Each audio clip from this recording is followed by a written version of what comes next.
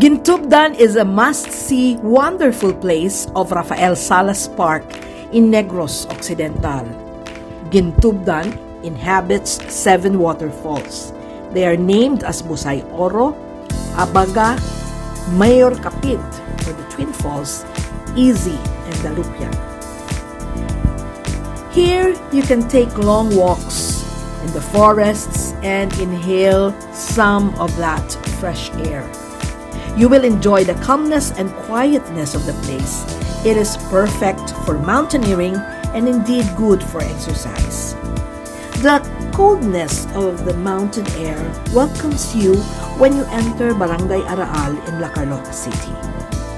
As you arrived, it was truly an amazing place, and how nature gives you a warm welcome.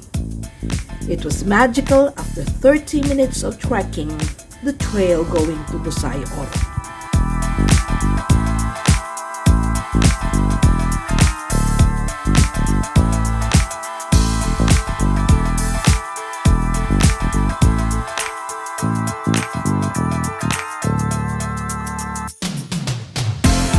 If you are a nature lover, you will like the place, but you need to walk to appreciate the place.